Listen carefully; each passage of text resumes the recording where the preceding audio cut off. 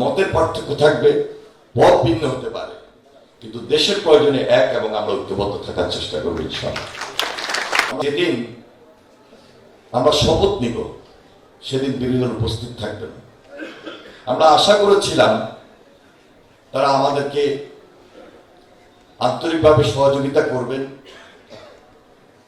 প্রথম দিন থেকেই আমরা সেই আশা নিয়ে বসে আছি এবং সামনের দিনগুলোতেও থাকব।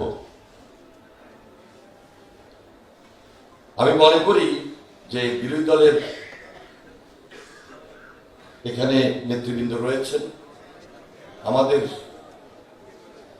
এই সহযোগিতার কথাগুলো ওনারা ওনাদের কেন্দ্রীয় লেভেলে জানাবেন যে একটা সরকার শপথ নেওয়ার মধ্য দিয়ে তাদের কর্মকাণ্ড শুরু হয়।